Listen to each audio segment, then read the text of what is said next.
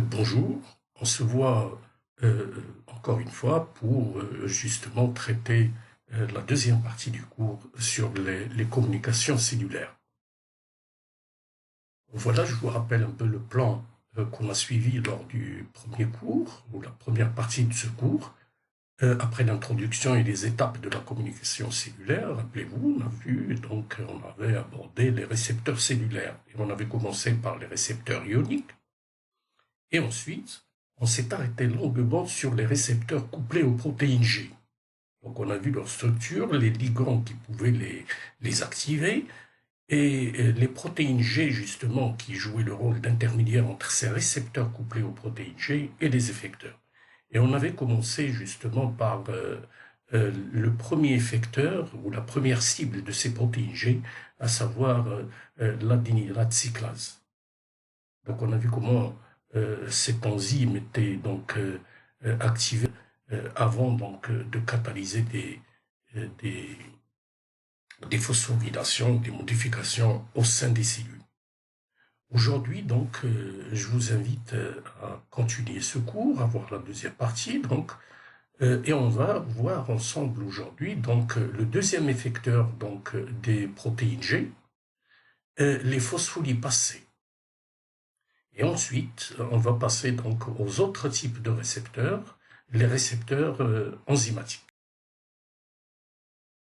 Alors maintenant, on a vu un peu la réaction des ligands avec les protéines G et l'adénylate cyclase comme effecteurs. Et on a vu sa structure, comment il est activé, comment il est modulé, comment il est régulé.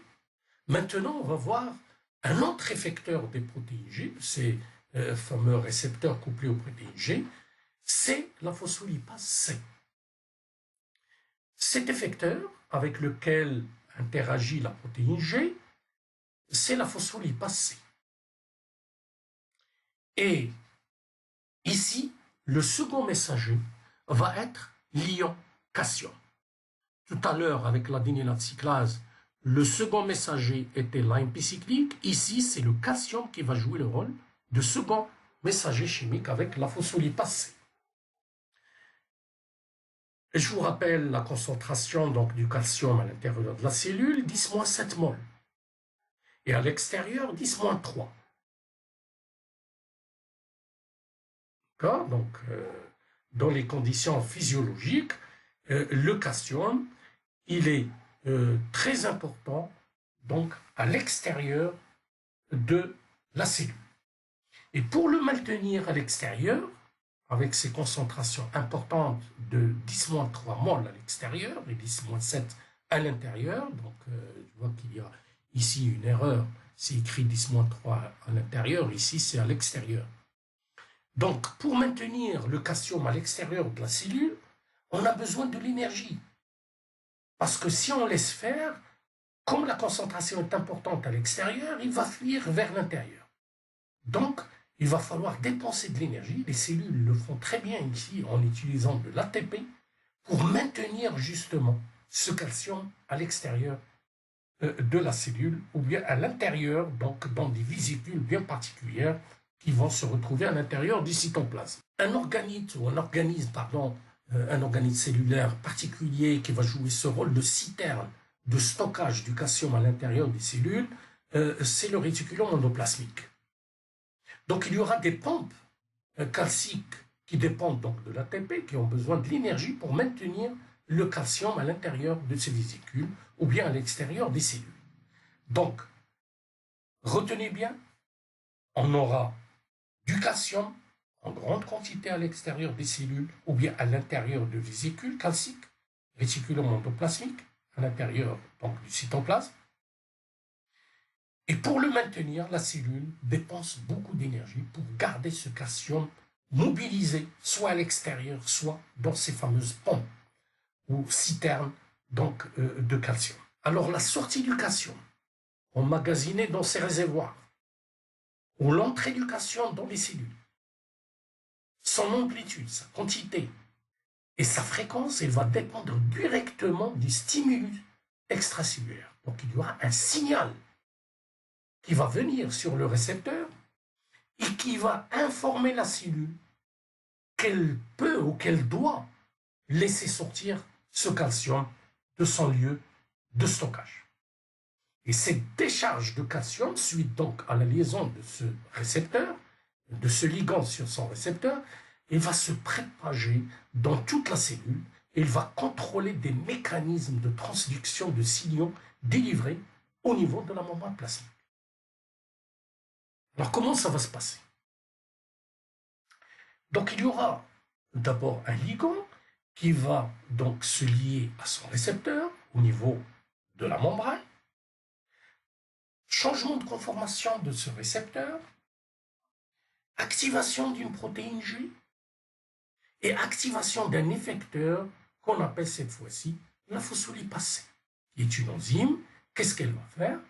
Une fois activée par la protéine G, suite à la fixation du ligand sur son récepteur, elle va catalyser l'hydrolyse d'une molécule de PIP2 qu'on appelle la phosphatidylinositol 4,5 biphosphate, PIP2, et qui va donner comme produit deux molécules, IP3 d'un côté, inositol 1,4,5 triphosphate, IP3, et le DAG, qui est un diacylglycérol. Donc ce IP3 formé suite à la réaction de la phospholipase, l'IP3, il va être reçu sur un récepteur de la membrane du réticulum endoplasmique, là où il y a stocké du calcium. Sur cette membrane, il y a un canal à calcium qui est tétramérique et qui va être ouvert par l'IP3. Et une fois ouvert par l'IP3, il y a fuite du calcium de l'intérieur donc de sa citerne vers le cytoplasme. Alors ce canal calcique, c'est une pompe donc qui dépend de l'ATP, comme celui de la membrane plasmique. Donc une fois l'IP3 attaché à ce canal, le canal s'ouvre et il y a fuite du calcium vers l'intérieur de la cellule.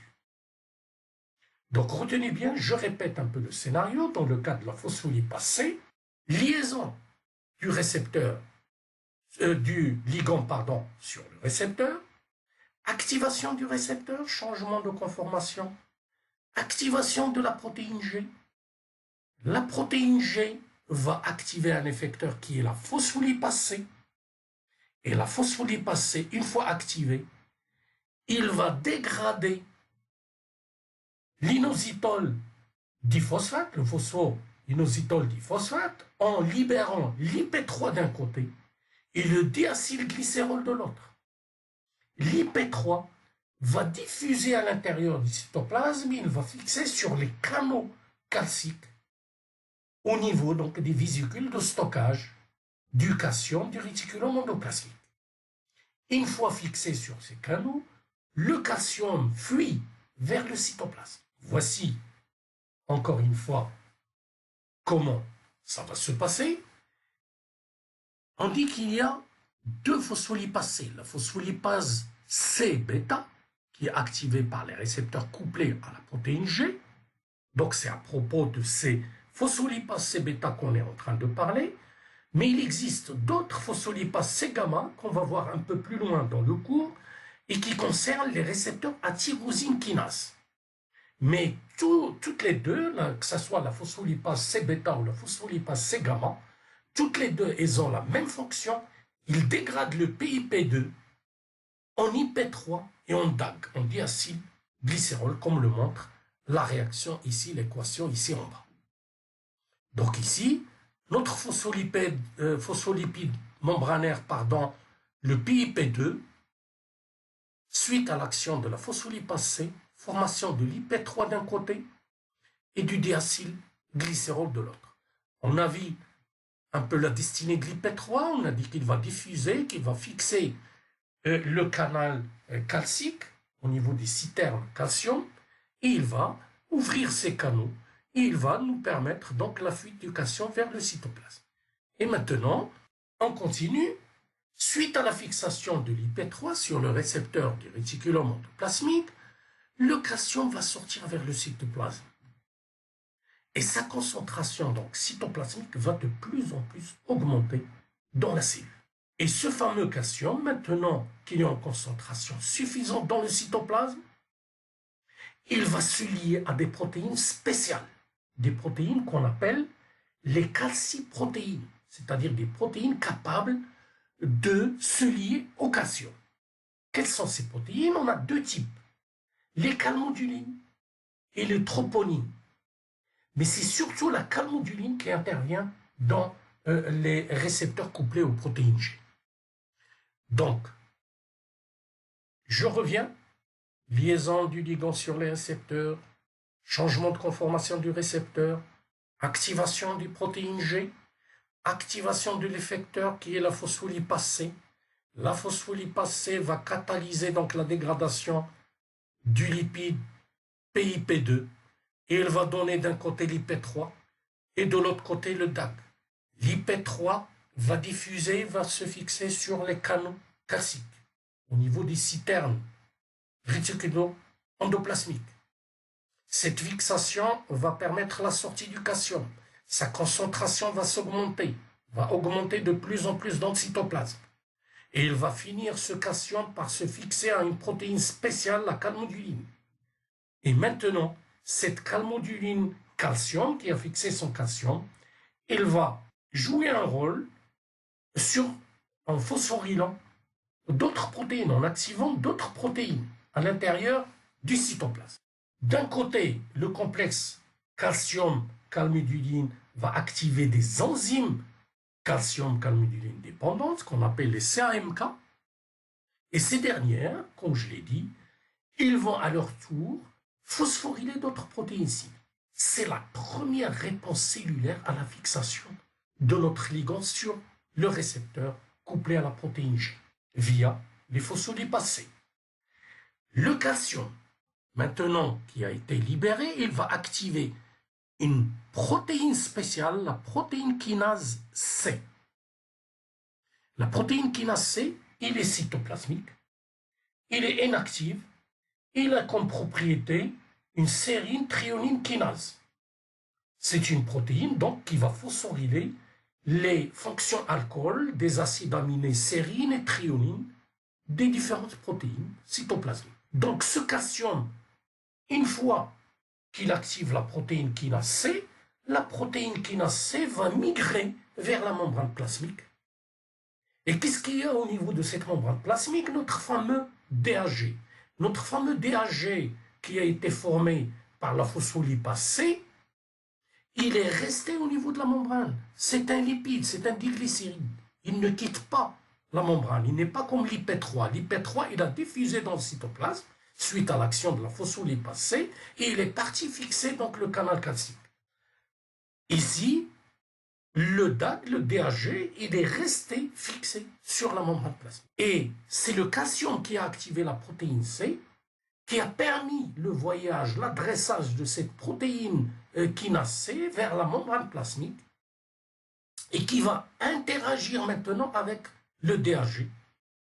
Et ils vont tous les deux, DAG d'un côté et calcium de l'autre et protéine kinase C, ils vont permettre la phosphorylation d'autres protéines cibles et ça formera un peu la deuxième réponse cellulaire de la fixation du ligand sur le récepteur couplé aux protéines G via la phospholipase C.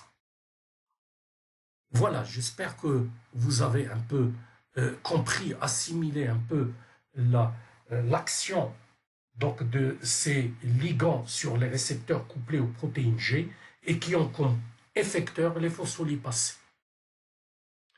Alors, la protéine kinase C est impliquée dans différentes fonctions physiologiques de la cellule. Elle va jouer un rôle dans les phénomènes d'apoptose, c'est-à-dire la mort programmée des cellules. Elle va jouer aussi le rôle d'activation des plaquettes sanguines, la conformation de l'actine dans le cytosquelette, la modulation de l'activité des canaux ioniques, ça on l'a vu avec l'exemple du calcium, la sécrétion et la prolifération des cellules.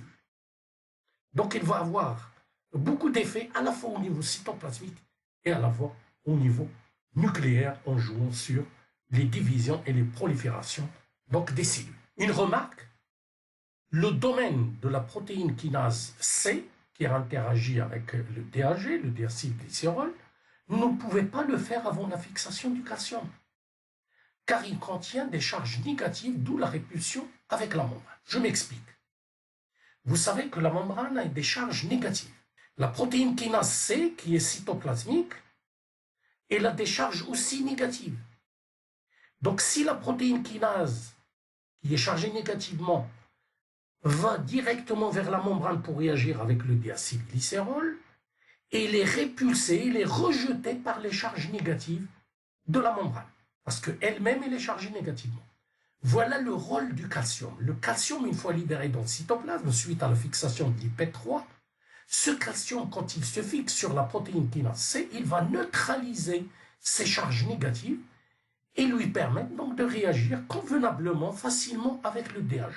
Et le calcium et le DAG sont donc tous les deux nécessaires à la protéine kinase C pour pouvoir réaliser ces phosphorylations sur ces protéines cibles. Alors voilà un peu schématisé tout ce que je viens de dire sur les phospholipases C. Et on va prendre comme ligand de ces phospholipases C l'acétylcholine sur les récepteurs muscariniques, par exemple, ou bien l'histamine dans les réactions immunitaires. Donc, tous ces ligands, quand ils vont se fixer sur les récepteurs, ici schématisés en rouge, voici notre récepteur. Notre récepteur va changer de conformation, il va s'activer, il va activer lui-même une protéine G. La protéine G, la sous-unité alpha de la protéine G va fixer le GTP, comme dans les cas qu'on a vu précédemment de l'effecteur adénylate cyclase.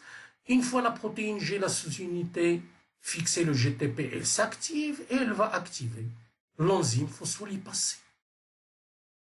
Une fois la phospholipase C activée, il va dégrader cette molécule d'inositol triphosphate, ici, membranaire, pour donner d'un côté un diacylglycérol, et de l'autre côté, notre inositol phosphorylé 3 fois, qu'on appelle l'IP3. L'IP3, il a des récepteurs à l'intérieur des cellules, au niveau des membranes, donc de stockage du calcium. Donc une fois lié sur ces canaux calciques, le canal va s'ouvrir et il y a fuite du calcium vers l'intérieur de la cellule. La concentration du calcium va augmenter tant que le canal est ouvert, et ce calcium, il va donc se lier à plusieurs protéines à l'intérieur de la cellule. On a dit tout à l'heure qu'il pouvait se fixer sur la protéine calmoduline. Et ils vont donner directement plusieurs réponses cellulaires. Ou bien, il va voyager et se fixer sur la fameuse protéine kinase C ici, qui va de l'autre côté interréagir avec le DAG. Et une fois les deux sont fixés, DAG et calcium, il va y avoir toute une cascade de phosphorylation sur des protéines cibles à l'intérieur de la cellule pour avoir des réponses donc variées suite à cette activation. Maintenant qu'on a fini avec les protéines, avec les récepteurs couplés aux protéines G, on va passer au deuxième type très important de récepteurs, les récepteurs tyrosine kinase. Et je vous ai dit au début de ce cours que ces récepteurs avaient une activité enzymatique. Il joue le rôle à la fois de récepteur et d'effecteur. Il est à la fois récepteur et enzyme. Et comme exemple ici, on va parler des récepteurs tyrosine kinase. Comme leur nom l'indique, un récepteur tyrosine kinase, c'est une protéine qui va avoir comme propriété de phosphoryler les tyrosines des protéines. Donc kinase, enzyme de phosphorylation, tyrosine, le produit de phosphorylation de ces enzymes. Donc ce sont des enzymes qui vont phosphoryler des tyrosines. Alors ces enzymes, ou ces récepteurs plutôt, comment ils sont? Ils sont d'abord des récepteurs transmembranaires. Ils sont en général monomériques. Donc un seul monomère, transmembranaire. Sauf l'insuline. Le récepteur de l'insuline, il est hétérodimère il est associé, les deux dimères sont associés par un pont disulfure. Donc, ce sont des récepteurs tétramériques. Donc, ce sont des récepteurs effecteurs qui vont réaliser eux-mêmes une activité enzymatique, contrairement aux récepteurs couplés aux protéines G.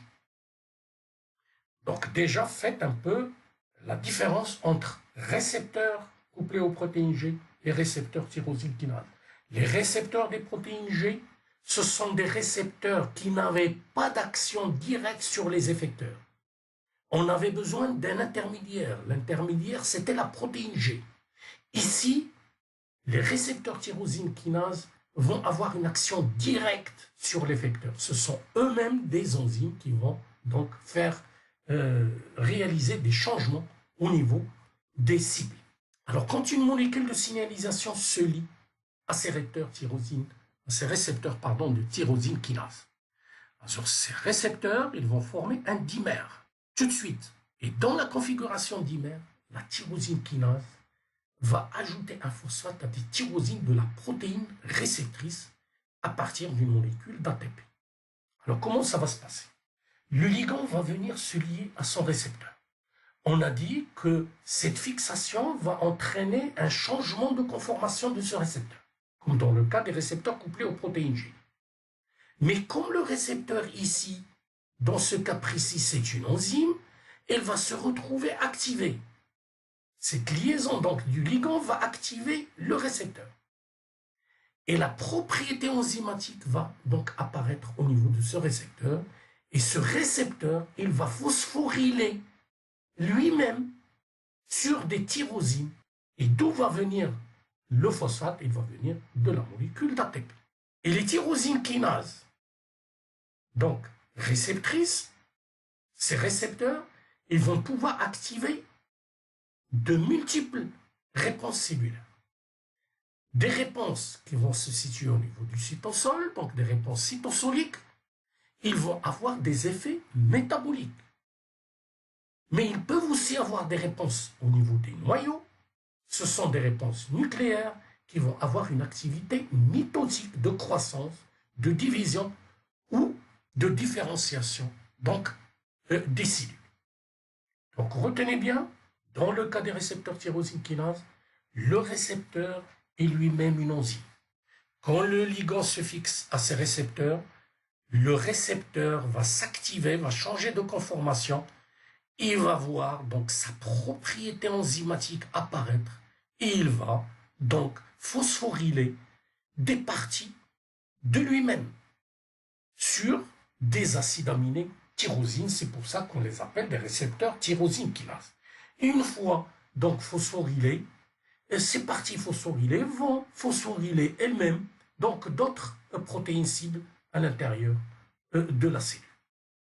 Et on aura deux effets, un effet métabolique au niveau du cytoplasme et un effet nucléaire au niveau du noyau. Comment ça va fonctionner un peu ces récepteurs tyrosine kinase? Comme je viens de le dire, le premier point de départ, c'est la fixation du ligand.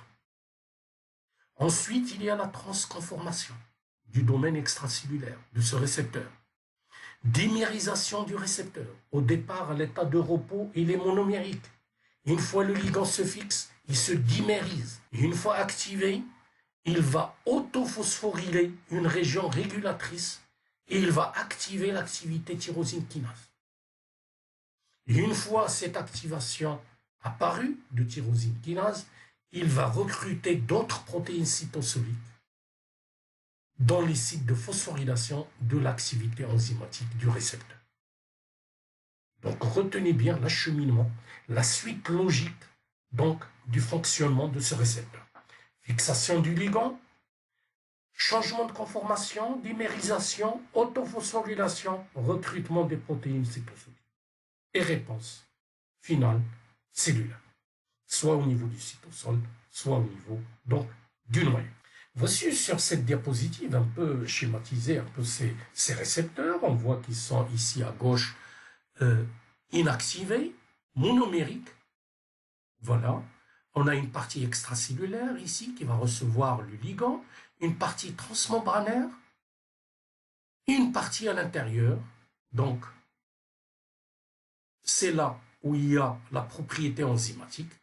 Il y a ici des tyrosines, qu'on appelle des tyrosines gamma, parce que c'est des tyrosines spéciales qui vont subir l'autophosphorylation quand le ligand va se fixer sur le récepteur. Voilà donc la forme de ces récepteurs tyrosine kinase. Une fois le ligand fixé sur ces récepteurs, ils vont, comme je l'ai dit tout à l'heure, se dimériser. On voit ici deux récepteurs qui se mettent ensemble pour justement activer ce récepteur. Une fois activé, dimérisé, ce récepteur va subir lui-même des actions de phosphorylation sur ces tyrosines. Et c'est sous cette forme phosphorylée qu'il est actif et qu'il va engager d'autres protéines à l'intérieur du cytoplasme pour les activer à leur tour, et ainsi de suite jusqu'à la réponse cellulaire. Alors, quelles sont les molécules qui peuvent donc déclencher cette phosphorylation, cette autophosphorylation et activer ces récepteurs tyrosine kinase? Donc, on a deux qui sont les plus importantes. On a d'un côté l'insuline, le fameux insuline, cette hormone peptidique qui est responsable donc de l'abaissement de la concentration du glucose sanguin. Donc, c'est une hormone hypoglycémiante. Et puis, il y a les facteurs d'élongation. Les facteurs d'élongation ici, ces fameux donc epidermic growth factors qui vont avoir aussi comme effet, comme l'insuline, l'activation de ces récepteurs tyrosine kinase. Les protéines cibles de ces récepteurs, une fois activés, une fois autophosphorylés, on a des protéines, donc tout un ensemble de protéines à l'intérieur de la cellule. Les plus importantes, l'IRS1 et l'IRS2, qui vont venir donc se fixer ici sur ces tyrosines phosphorylées et s'activer. L'APS, les SHC et les PI3 kinases. Voilà donc ces protéines cibles de ces récepteurs tyrosine kinase. Alors voyons un peu le fonctionnement donc, de ces récepteurs une fois activés. Donc voilà notre récepteur ici et les fameuses tyrosines ici gamma. Ils sont phosphorylés suite à la fixation donc, de notre ligand. Une fois phosphorylés, j'ai dit tout à l'heure qu'il y a donc engagement d'autres protéines qui vont à leur tour être activées par cette fixation à ces tyrosines phosphorylées. Donc parmi ces protéines, il y en a une qui est très importante, la GRB2, qu'on voit ici en violet, qui est venue donc s'encastrer ici sur ces tyrosines phosphorylées.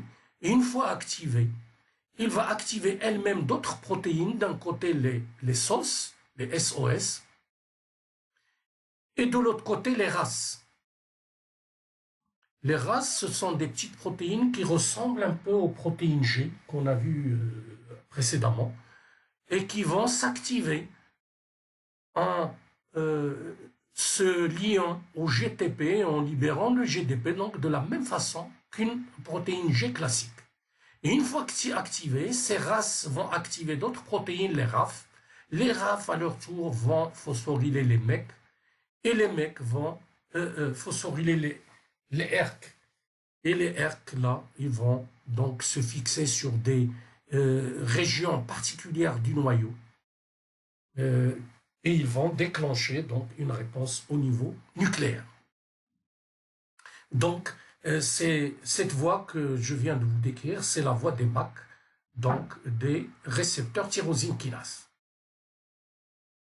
Il y a une autre voie, la voie des IP3.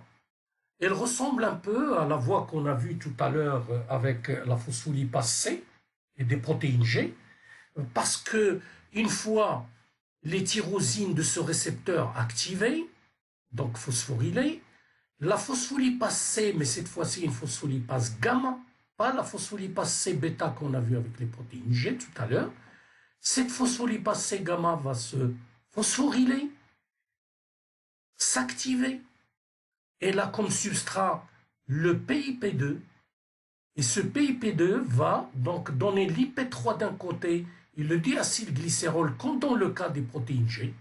Et l'IP3 va donc se coller à l'intérieur de la cellule à ces canaux donc calcique, libération du calcium et déclenchement de la cascade donc de phosphorylation de la même manière que dans le cas des protéines G, des récepteurs couplés aux protéines G. Le diacylglycérol aussi va jouer un rôle dans l'activation des protéines kinases C, et qui vont donc rejoindre la voie donc des MAC. Et qui vont se retrouver donc à l'intérieur donc du noyau pour justement donner les réponses nucléaires. Donc ici, la même chose que les protéines G, à la fois des voies qui vont donner des réponses nucléaires et des voies métaboliques cytoplasmiques par la voie de l'IP3. Alors maintenant, on va étudier un exemple précis de ces récepteurs tyrosine kinase. On va voir l'exemple du ligand insuline. Alors comment va jouer cette insuline en se fixant sur le récepteur tyrosine kinase? D'abord, je vous rappelle un peu les fonctions de l'insuline. L'insuline va avoir comme effet l'activation de la glycogénogénèse, ce qui est logique. L'insuline, comme je l'ai dit tout à l'heure, c'est une hormone hypoglycémiante. Hypoglycémiante, ça veut dire qu'il va baisser la concentration du glucose sanguin. Alors, en favorisant la glycogénogénèse, il va favoriser la formation du glycogène, donc du stockage du glucose. Donc, automatiquement, il va diminuer sa concentration sanguine.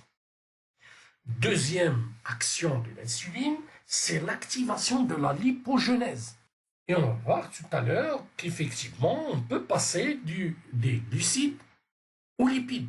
Quand il y a trop de glucides, le glucose ne va pas rester indéfiniment au niveau sanguin, c'est très dangereux, l'hyperglycémie, c'est une anomalie. Donc la cellule va faire appel à l'insuline et l'insuline va faire fuir ce glucose vers les cellules, il va intégrer donc les cellules de l'organisme, notamment les cellules donc au niveau du foie et au niveau du muscle, pour se transformer en glycogène. S'il y a toujours trop de glucose, ce glucose va se transformer en lipide. C'est la lipogénèse. Donc trop de sucre vont favoriser la formation des lipides. Et puis, troisième type d'action de l'insuline, la glycogénolyse. Mais la glycogénolyse, comme elle va dégrader le glycogène pour libérer du glucose, ça sera donc inhibé par l'insuline. Parce que l'insuline, on vient de le voir, elle va favoriser la formation du glycogène, donc elle va inhiber de l'autre côté sa dégradation. L'insuline va aussi inhiber la gluconéogénèse. Comme on est en train de lutter contre la concentration élevée du glucose sanguin, donc on va inhiber sa formation aussi par d'autres précurseurs, c'est-à-dire la néoglycogénèse. On va l'arrêter. Et on va arrêter la lipolyse.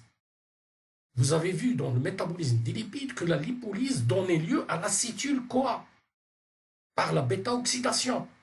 Et on a vu aussi dans le métabolisme des lipides que l'acétyl-CoA pouvait justement donner des composés qui risquent de former du sucre.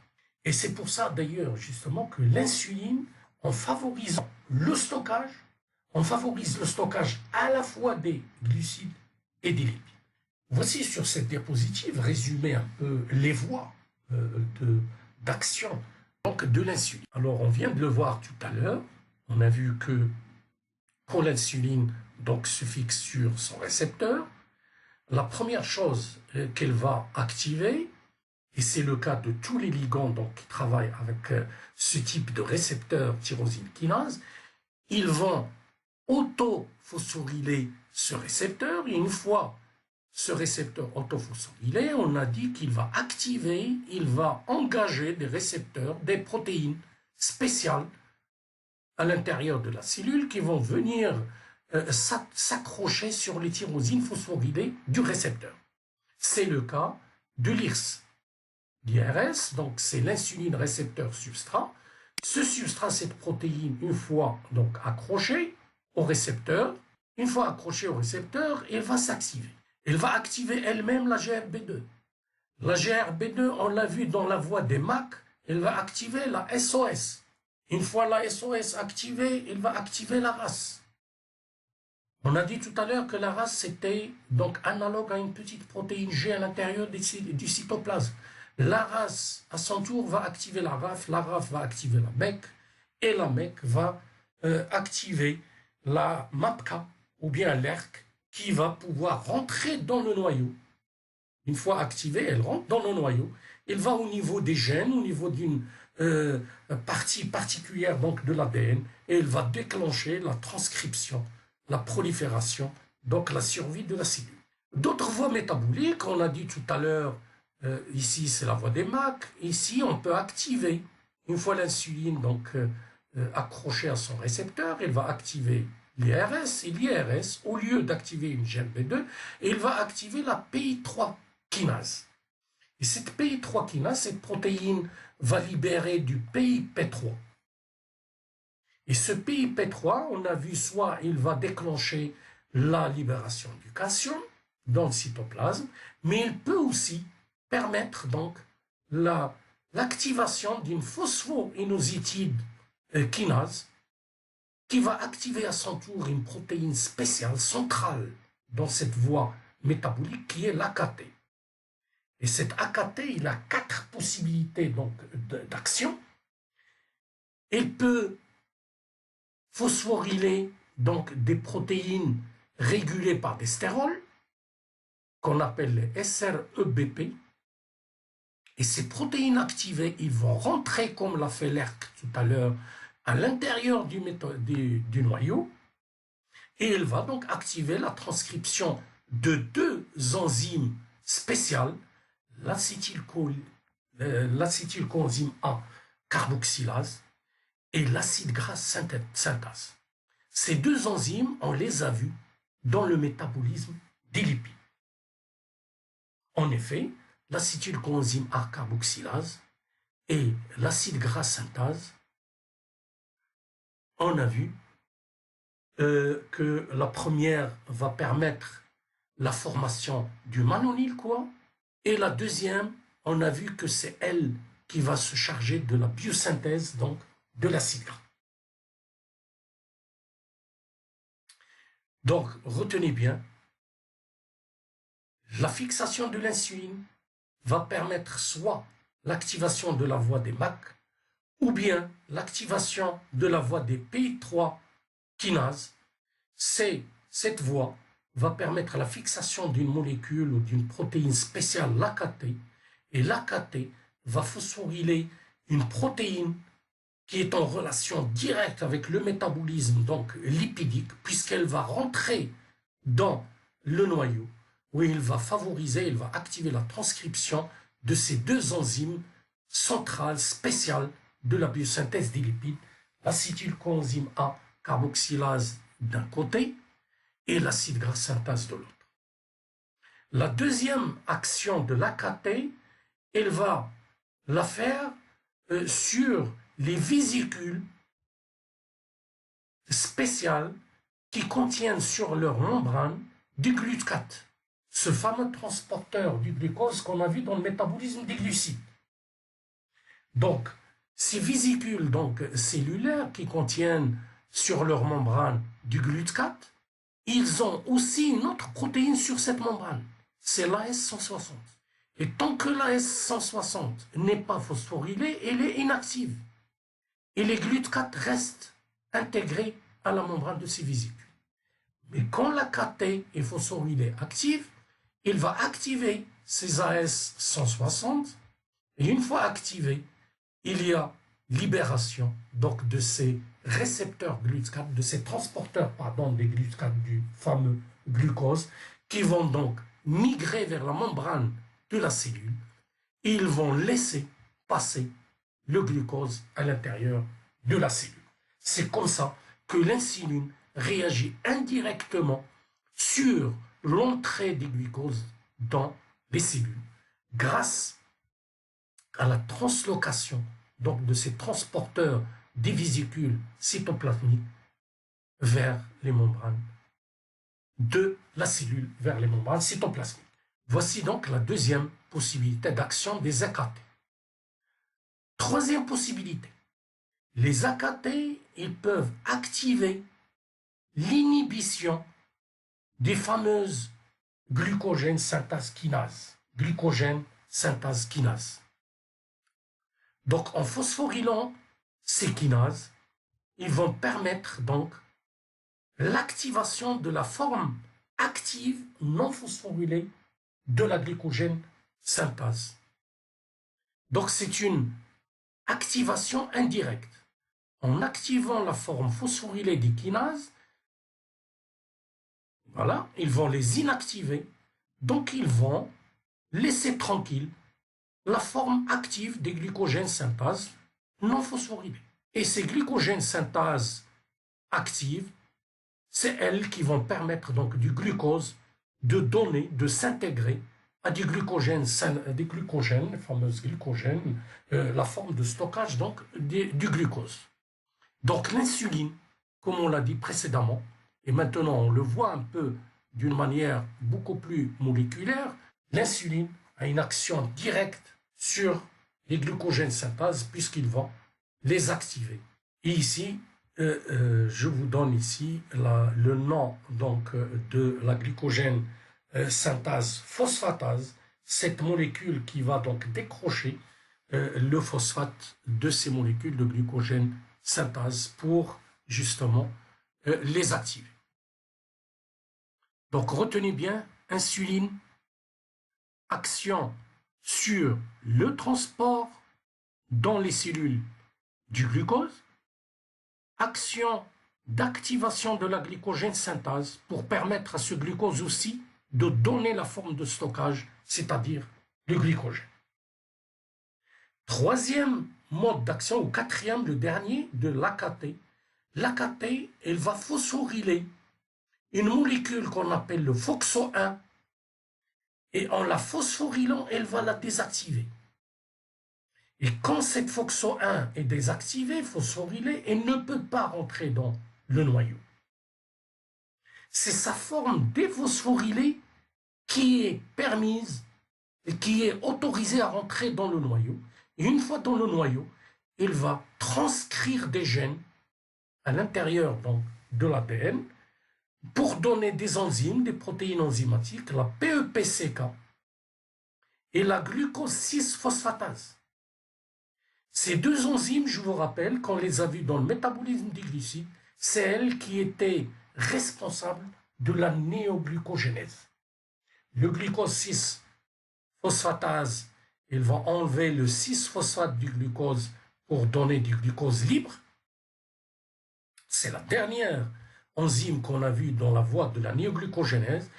Et le PEPCK, donc phosphoénol pyruvate carboxykinase. Donc, ici, retenez bien, l'AKT va favoriser la forme inactive. Donc, on va bloquer la transcription de ces deux enzymes. Donc, on ne peut pas fabriquer du glucose. Donc, c'est logique. L'insuline qui est hypoglycémiante, il va jouer sur toutes les voies métaboliques possibles qui peuvent débarrasser la cellule du glucose. Donc, on a joué sur les transporteurs pour le faire rentrer. On ne le laisse pas libre dans le sang. On a joué sur les enzymes qui fabriquent du glucogène. Donc, on a dit à ces enzymes, il faut se débarrasser du glucose, il faut le transformer, il faut le mettre sous la forme glycogène. Et on a joué aussi sur ces fameux facteurs donc, de transcription en les inhibant parce que quand ils rentrent, ils vont favoriser la fabrication des enzymes de la néoglycogénèse. Donc on a dit il faut les inhiber de manière à ne pas les fabriquer et à ne pas fabriquer donc par conséquent du glucose. Et bien sûr, quand on a réagi sur le métabolisme des glucides, l'AKT nous a permis de réagir aussi au niveau du métabolisme des lipides. Parce qu'en favorisant donc, en favorisant la phosphorylation de ces fameuses protéines SREB-P. Ces SREB-P maintenant phosphorylés, on a dit qu'ils rentrent dans le noyau. Ils vont favoriser des enzymes de fabrication des lipides. Voilà, donc vous avez une vue globale de l'action de l'insuline une fois reliée à ces récepteurs tyrosine kinase. Donc, deux voies principales, une voie des MAC qui va rentrer directement et jouer sur la survie et la prolifération, la différenciation donc, de la cellule elle-même, la division, etc. Et une voie métabolique, la voie des IP3, qui va jouer sur le métabolisme des glucides et des lipides. Voici une autre diapositive qui nous montre un peu l'action de ces insulines.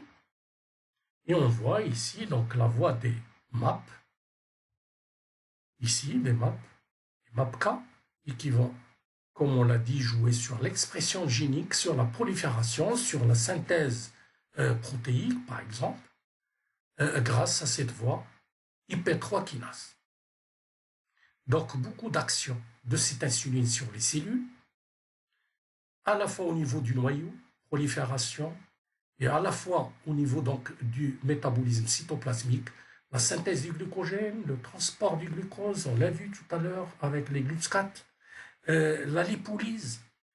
Il peut réagir aussi au niveau du noyau sur les gènes ou bien sur le programme même de la vie de la cellule en déclenchant ou au contraire en inhibant les fameuses apoptoses. Voilà ici, je vous ai mis cette diapositive, elle est très importante parce qu'il nous donne un peu une comparaison entre les récepteurs tyrosine kinase d'un côté, ici à droite, et puis les récepteurs à protéines couplés aux protéines G ici à gauche.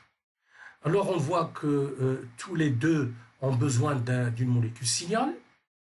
Les uns, ici les GPCRR, ils vont réagir grâce à un intermédiaire qui est la protéine G. Et on a vu qu'ils peuvent donc réagir de deux façons, l'adénylate cyclase, l'AMP cyclique, activation d'une protéine kinase A, et puis réponse cellulaire. On a vu aussi la possibilité de ces protéines G en activant les phospholipases C bêta. D'un côté, libération du DAG, diacylglycérol, et l'IP3. L'IP3, libération du calcium, calcium, association avec les protéines calmodulines. Calmodulines vont activer et calcium vont activer donc des kinases, calmoduline calcium dépendantes, ce qui va déclencher des protéines, des réponses cellulaires. Le DAG, lui, il va, on a dit, réagir sur les fameuses protéines kinase C.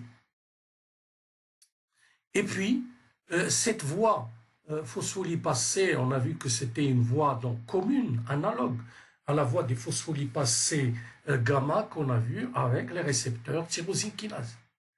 Et pour les récepteurs tyrosine kinase, on a vu d'autres voies comme les voies des protéines G, mais ici le récepteur réagit directement donc sur ces protéines effectrices, contrairement ici à ce récepteur qui avait besoin de la protéine G pour réagir sur les protéines réceptrices. Donc ici le récepteur était lui-même une enzyme, parce qu'il y a ici une autophosphorylation, et c'était le point de départ justement des activations des protéines effectrices. La GRB2, on a vu la GRB2 est la voie des MAPK, avec les réponses donc nucléaires, et puis on a vu aussi les P3 kinases qui vont donc donner des réponses enzymatiques en favorisant donc la transcription de certains gènes pour donner des protéines cytoplasmique. On va terminer ce cours et je voulais absolument vous parler aussi d'un troisième type de récepteur, mais cette fois-ci, ce sont des récepteurs à activité guanylate cyclase. Donc on a vu les récepteurs des adénylate cyclases couplés aux protéines G, on a vu les récepteurs à activité tyrosine kinase, et qui étaient eux-mêmes des enzymes. Et maintenant, le troisième type, il va un peu, si vous voulez, englober les deux types précédents, parce qu'on va avoir aussi une molécule cyclique, comme dans le cas de l'adénylate cyclase associée aux protéines G, mais ici, ça sera de la GMP cyclique. Et on va voir un récepteur qui a une activité enzymatique lui-même. Donc c'est un peu le commun, il rassemble un peu les deux propriétés des deux récepteurs qu'on a vus précédemment. Donc ici, comment ça va se passer? Il y aura un récepteur constitué de 4 domaines. Un domaine extracellulaire, un terminal, un domaine transmembranaire qui va donc traverser la membrane, et un domaine de type tyrosine kinase qu'on a vu tout à l'heure, et un domaine catalytique ici, qui va permettre donc la cyclisation du GTP en GMP cyclique, qui va jouer le rôle de second messager chimique, comme dans les cas de l'AMP cyclique, pour justement permettre l'activation de protéines cytoplasmiques avant de donner les réponses cellulaires. Donc retenez bien, un récepteur enzyme qui a plusieurs domaines, des domaines donc comme tout à l'heure de réception du ligand et des domaines donc de régulation transmembranaire, et puis des domaines catalytiques qui vont permettre donc l'action de ce récepteur, l'action enzymatique de ce récepteur, à savoir ici, dans ce cas précis, la cyclisation de la GTP en GMP cyclique. Alors que fait le GMP cyclique? Quel est son rôle? On a vu tout à l'heure l'AMP cyclique, les cibles de cet AMP cyclique. Maintenant, voyons un peu voir le rôle du GMP cyclique. Alors le GMP cyclique, il va activer une protéine kinase qu'on appelle la PKG. Contrairement à la sous-unité catalytique de la protéine kinase PK, qui était cible de l'AMP cyclique, les sous-unités catalytiques libérées par la PKG, elles restent toujours cytosoliques et ne rentrent jamais dans le noyau. On a vu tout à l'heure que certains cibles de la PKA, ils pouvaient rentrer, une fois phosphorylés, ils pouvaient rentrer jusqu'au noyau. Ici, les cibles ici de la PKG, elles restent toujours cytosoliques. Et parmi les cibles donc de la PKG, on a la vasomotricité des vaisseaux sanguins, les régulations de la sécrétion de fluides intestinaux, la croissance osseuse, les sécrétions de rénine, et on a l'activation aussi du protéasome qu'on a vu dans le métabolisme des protéiques, ce fameux tonneau qui était responsable de la dégradation des protéines. Donc ici, les PKG vont activer ce protéasome et vont permettre donc la dégradation intracellulaire des protéines mal repliées. Deux remarques que je tiens à vous faire ici. Voilà, donc retenez bien, il existe des guanylates membranaires, on a vu précédemment comment ils fonctionnent, donc suite à la liaison des ligands sur ces guanylates cyclases membranaires, il y a changement de conformation, activation donc de la propriété enzymatique de ce récepteur et transformation du GMP en GMP cyclique, puis ce GMP cyclique va donc déclencher toute une série de transformations au niveau de protéines donc cellulaires pour donner la réponse finale. Et puis il y a les guanylates cyclases solubles, ce sont des hétérodimères qui sont activés par plusieurs molécules, par exemple le monoxyde d'azote, qui est issu donc du métabolisme de l'arginine, des intermédiaires de biosynthèse des écosanoïdes et des dérivés nitriques. Et deuxième remarque, la guanylate cyclase partant soluble, elle fait souvent partie donc d'une cascade de signalisation dans le cas des protéines G, des récepteurs associés aux protéines G. Et dans ce cas, elle est activée par de faibles niveaux de calcium intracellulaire et au contraire, elle est inhibée quand le calcium est à des niveaux très élevés. En conclusion à ce cours sur les récepteurs cellulaires, on peut dire que la grande famille de récepteurs membranaires ou intracellulaires, elle répond à une variété de signaux et il joue un rôle très important dans la communication cellulaire. Et la liaison d'une molécule de signalisation à l'un de ces récepteurs va entraîner l'activation d'une protéine G ou d'une protéine enzyme qui à son tour va déclencher la production d'un nombre important de seconds messages. Et à travers cette séquence d'événements, les récepteurs vont aider à réguler plusieurs fonctions de l'organisme qui va de la sensation à la croissance en passant par les réponses hormonales. Merci de votre attention. Au revoir.